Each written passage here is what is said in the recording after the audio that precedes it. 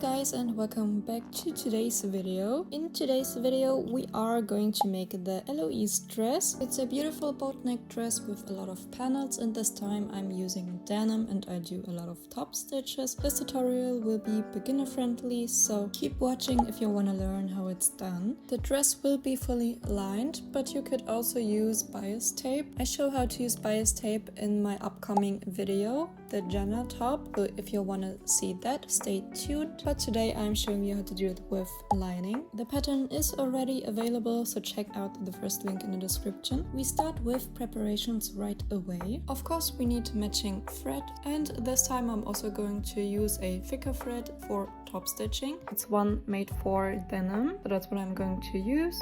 Other than that, we also need an invisible zipper. These three pieces right here are the front pieces and those are the back pieces. We need to cut everything out twice, so that means 2 times for the shell part and 2 times for the lining part. I also overlocked all the lining seams. You don't need to overlock armhole, neckline or shoulder seam. For the shell pieces you use interfacing tape for neckline and armhole. I used regular interfacing that works too, and here is an illustration where you need to place it. It's marked in gray. For the center back there is a notch and you need to go 2 cm or 3 cm below the notch, and in general please mark all notches either with clipping into the fabric before overlocking or just mark it with some tailor's chalk. Notches are important to match all seams later on. Since I'm working with denim, I also use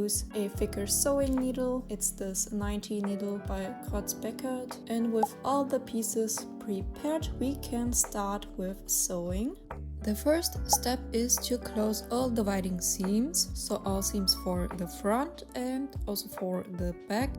We are starting with the center front seam first, so I'm just going ahead and pin that in place and sew.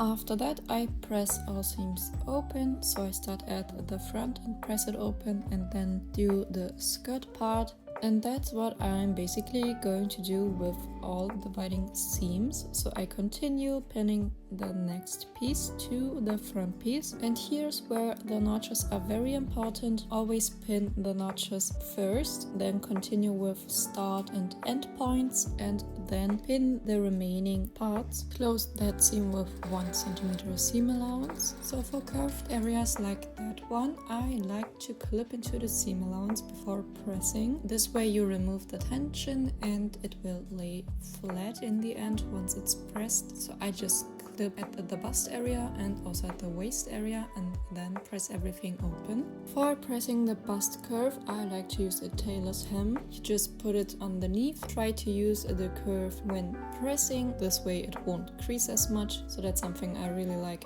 to use. You can take a look at the right side and check if you also need to press there, and then we continue with the other front panel. And for this step I want to explain something that might be confusing for beginners. So these seams are called princess seams, and at the top corners you will need to pin it together like that. A little fabric triangle will stand out, and that's correct. Some people also call it dog ears. If we mark our seam allowances to both pattern pieces, and if we try to align the sewing line, you can see that this little triangle will stick out a bit. So always make sure that you are aligning the sewing line and not the fabric edge. This way you will get a clean line like that. After that I like to trim it away. We repeat that for the other side too, and then we can continue with the back pieces. So in the center back there will be an invisible zipper, and you can decide if you want to close the bottom portion first. I like to do that, so I'm going ahead and close this bottom part, starting from the notch and going downwards and pressing the seam open.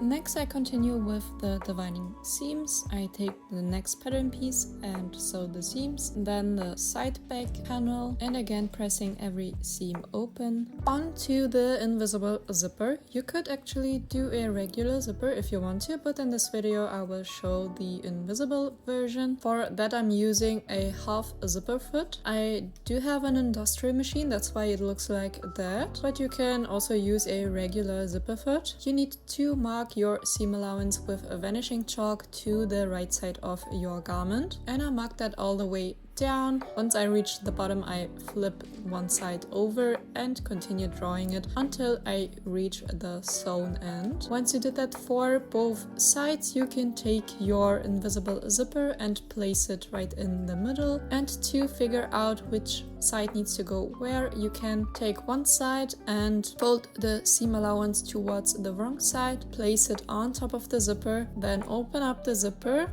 place it again on top of it, and if you now hold the zipper while flipping the seam allowance towards the right side again, you can now see how you need to place your zipper. So that means the zipper teeth are facing the drawn line, and that's how you also need to pin it in place. But before we do that, we also need to make sure that we marked 1.3 centimeter at the top edges. That's where the plastic stopper needs to go, and then you can continue pinning. Pin all the way down next to the zipper teeth. Make sure that the zipper teeth do align with the marked line, and once you reach the bottom, just flip one side over and continue pinning about 2 centimeters next to the closed seam. So one side is pinned and we are going to sew that. Here's a quick demonstration of how it works, but I will also show you how it works underneath the sewing machine. So you basically use your half zipper foot going right next to the zipper teeth. Make sure that you go as close as possible,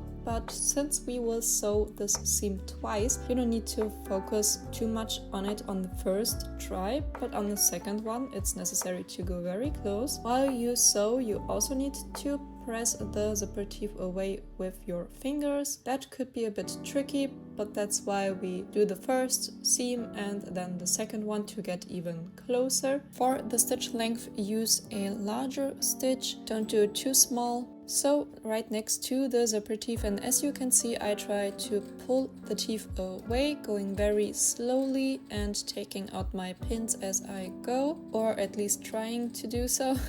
Sometimes I pin right next to it, so you can actually keep them in, but yeah. And I do this step very, very slowly, just to secure it in the right place. Once we reach the bottom end, which is already sewn, you can try to sew as close as possible to the top sewn part and then taper it to the fabric edge just by about 3 or 4 stitches, backstitch, and then the first seam is done. I go right away into the second round, and here I focus to go as close as possible to the zipper teeth, and as you can see, if we look from the wrong side, there are a few millimeters distance between those seams. That means I was able to get a bit closer to the zipper teeth. With the zipper still being closed, we need to mark the waist notch to the other side of the zipper, because this notch needs to be aligned with the one at the other side of the back piece, and I pin that first, and then I continue pinning top,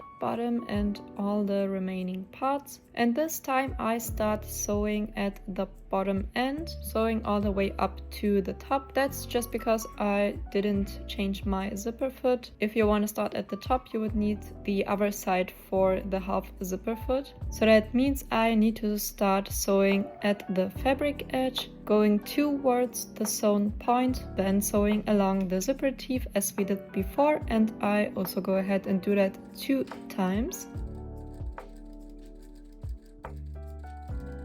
In my case, the zipper was too long, but you can always shorten it by doing a few stitches at the desired length, like so. Just do a couple of back stitches and then you can simply cut it off. To close the zipper, grab the zipper through this opening right here and just pull. That's the easiest way to close it. And that's how you insert an invisible zipper. I recommend to carefully press on top of the right side, and then it should look like that. Since I'm using a denim fabric and I want to do top stitches, now is the perfect time to do them. And again, I use this thicker thread that is made for denim fabrics. Before I top stitch, I like to try it out on a scrap piece of fabric. In this case, I used the thicker thread just for the top thread, and for the bobbin I used the previous one, the dark blue one, so you won't see it on that side. And test the stitch length that you want to do. I think mine was about 3.5 or 3.2, something like that. For the center back, I folded the seam allowance open again and used the half zipper foot to go next to the zipper teeth with a distance of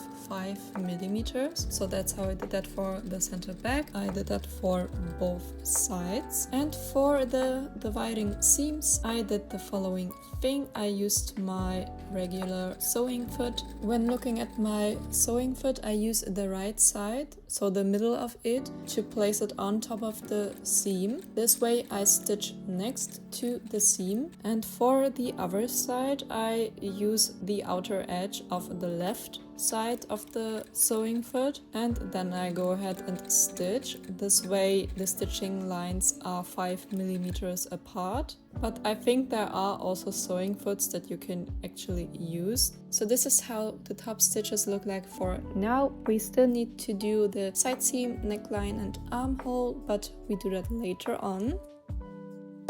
We are moving on with the lining. We basically do the exact same steps, except for the center back. There is a notch and you need to stop 2 or 3 centimeters below the notch, so the lining has more room to move inside the dress. So all dividing seams, press the seams open and clip into the curved areas if needed. When it comes to neckline and armholes, you do have a couple of options how to close it. In my first Heloise Dress video, I showed you the burrito method. You can also watch that if you want to. For the smallest sizes, I wouldn't recommend it because the shoulder part is way too small to turn your fabric to the right side through the shoulder. So I'm gonna show you the following version now, and I will also give you a second version later.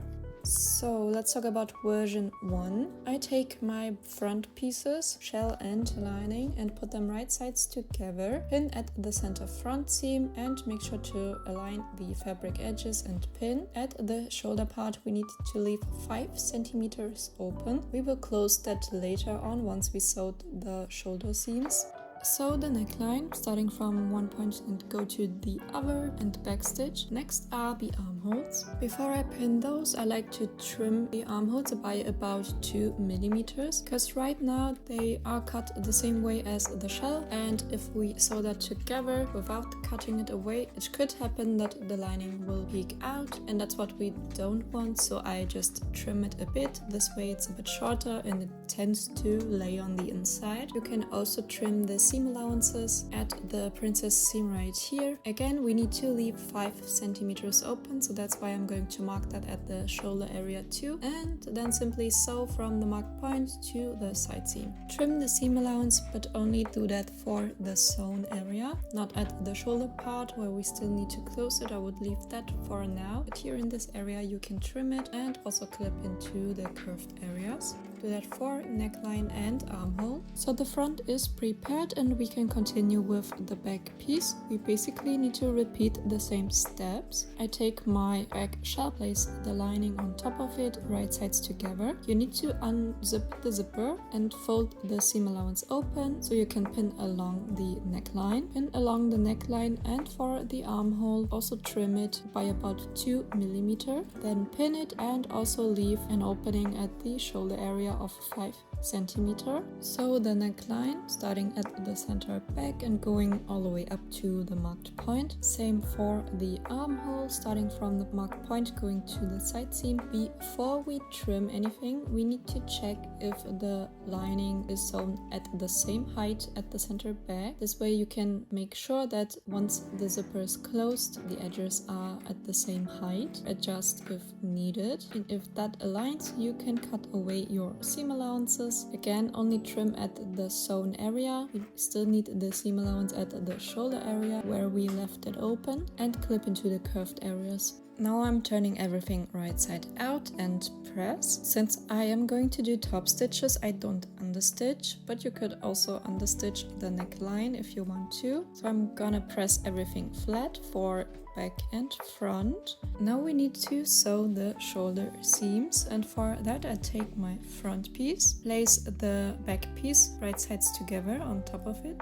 like so. I'm gonna fold away the lining and just pin the shell part. Make sure to align the seam. We're gonna sew this shoulder part first, and in my case, after sewing, I also go ahead and do the top stitching. When it comes to closing the shoulder seam, here's a tip. We do have this seam in the middle, and before you close the whole shoulder seam, just do a few stitches at the seam in the middle. This way you can make sure that you align the pieces and that the seams will meet at the shoulder area. And if you do just 3 or 4 stitches, you can take a look if that aligns. If not, you can very easily remove those without undoing the whole seam. So that's what I always do if I need to align 2 seams. And if it looks good, you can continue and sew the whole shoulder seam. As I told you before, I also do some top stitches at the shoulder area. So that's why I changed my upper thread to the thicker denim thread. Now we need to close the shoulder seam of the lining. For that we need to grab in between lining and shell, and attention here, in this video I used the back to grab the lining, but honestly I figured out later on that it's way easier if you do this step reaching from the front, because once you grab the lining shoulder part and pull it out, it's not as bulky as grabbing through the back. So do the step at the front. So we grab both shoulder parts of the lining for front and back and pull it out. This way we can place it right sides together and sew the shoulder. And I repeat the same steps as we did for the front, making sure to align the middle seam. Once you closed the shoulder seam of the lining, you can now close the openings of neckline and armhole that we left open earlier. You can see that I'm pulling it out, so lining and shell are facing right sides together, and this way I can now close the openings. It's a bit hard to see because my camera angle was not the best at that day, so I'm sorry about that, but you basically pull it a bit more out after closing the shoulder, and this way you will see the opening. You can also see where you finished sewing, and you just simply start from there and continue sewing to the other side where you also stopped sewing, and this way we close neckline and armhole. Since the middle part is a bit bulky, I am using my half zipper foot. This way I won't need to sew on the bulk. Close neckline and armhole, and then you can pull everything out again, and this way we closed the first side, and we are going to repeat the same steps for the other side. So again we are grabbing between shell and lining of the front, not the back as I did. Reach for the shoulder of the lining. This way you can pull it out and place it right sides together and close the shoulder seam of the lining. Once it's closed, you will need to pull out more of the section at the shoulder. This way you will be able to see the opening of neckline and armhole, and you need to pin that right sides together and close neckline and armhole. Then you can pull it out again and both sides are done. Then you just need to press it, and that's basically the first method to close neckline, armhole and shoulders. And here's a short explanation of the second method, how to close it. That second method is also written in the instructions. So the difference to the first method is that you pin the neckline and armhole, but this time you leave 1 centimeter open at the shoulder area. So that's why I'm marking here 1 centimeter. You do that for front and back, and you sew neckline and armhole. Trim and clip into the seam allowances, but don't trim the 1 centimeter at the shoulder area. We need that to close the shoulder seam later on. Next we can close the shoulder seams, and here's how you do it. So first you need to pin away the seam allowance of the lining. In this example it's a bit hard to see because lining and shell are cut out in the same material. But first I pin down the lining. This way it's out of the way. Pin the lining away at front and back on all sides.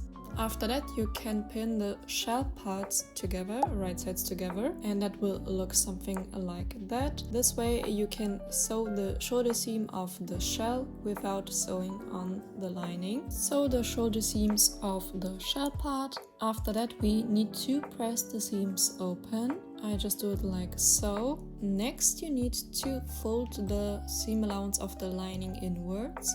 This way you can hide the seam allowance. You need to press it flat. Depending on the fabric that could be a bit tricky, but as long as it hides and looks something like that, you're totally fine. This opening you need to hand sew it with a mattress stitch. That means you just go back and forth on both sides and close it. You will end up with shoulder seams that look something like that. So there is no pulling the garment with this method, but you need to do some hand stitching. So you can decide which method works best for you. Once you decided which method you want to do and you did that, we can continue with the lining of the zipper.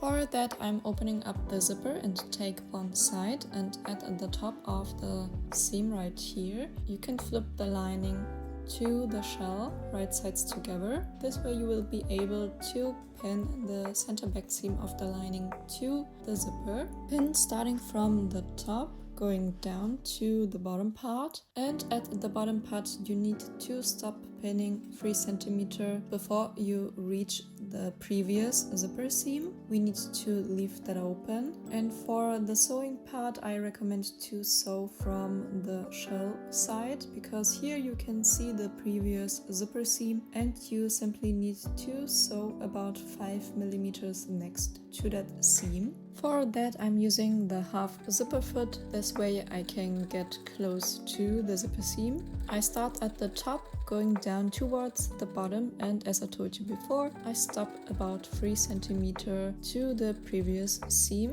Once that is sewn, we can turn it to the right side, and I like to fold my seam allowance at the top corner down towards the lining. This way the corner will be a bit sharper once you turn it. Now we need to sew the other side, and for that I like to place it again like that. Fold it over to the other side. This way I can now pin it right sides together to the shell as I did before, and I repeat the same steps.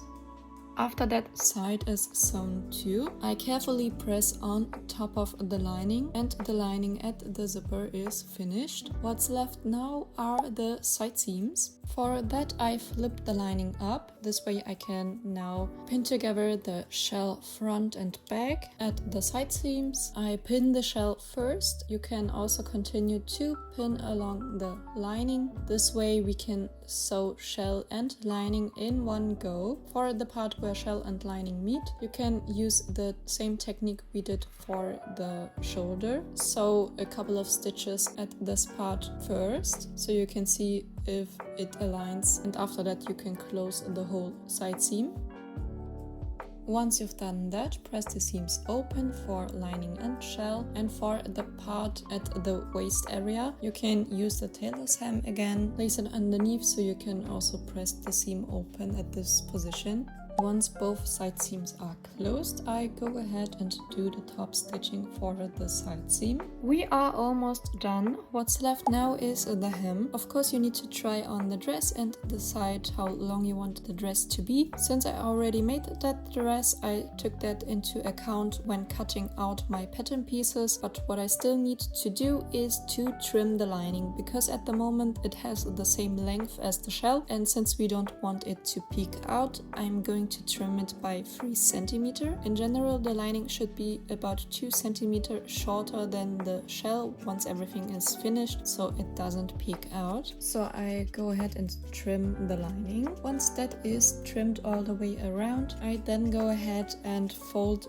the hem up by 1 centimeter towards the wrong side of the lining, and I press that once. I don't fold it up a second time because I think it is easier to do it underneath the sewing machine. So while sewing, I fold it up again. This way I have a double folded hem. For me, that's a bit easier than pressing it twice, but you can try it out yourself. Once the hem is finished, I press the lining flat and it looks something like that. I do it a bit differently for the shell. So here I will fold the 3 centimeter up and press that. And since I don't double fold it, I also need to overlock the edge. After overlocking, I also do a gathering stitch next to the overlock edge. I didn't film that, but you can see here while I press up the seam that there are some gathers, and I do that on purpose. This way you won't struggle with too much fabric underneath your sewing machine while top stitching the hem.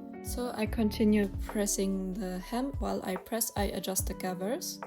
Here you can see that the hem allowance now fits perfectly into the skirt. Now I need to pin that, and I will do a top stitch from the right side with my thicker denim thread. Now the hem is finished. We still need to attach the lining to the shell with a chain stitch, and here's how it works. Thread your sewing needle and leave a longer thread. Then we go to the side seams. At the hem, we need to insert the needle at the side seam of the shell right here at the seam allowance. Secure that with a couple of back stitches. Then we need to keep that loop right here. You need to place the loop above your hand like so, and with your hand you're now reaching for the thread that is in your other hand. Pull it through the loop and create a new loop with it. You might need to watch that a couple of times, but that is basically how the chain stitch works. We need to repeat that until we have a chain that is at least 3 centimeters long. I think mine was about 4 centimeters, and once you reached that 4 centimeters, you need to take the needle and go through the loop and close the loop. Now we need to attach that chain to the lining. Remember that the lining should be 2 centimeters shorter than the shell, so that means I try to insert the needle at the same height at the side seam of the lining within the seam allowance and secure the chain there. We do that for both side seams. You need to do this step because otherwise your lining can ride up. If the chain stitch was a bit too complicated for you, you could also simply stitch back and forth. After that, I decided to do top stitches at neckline and armhole. And now the dress is finished, and here is the final reveal.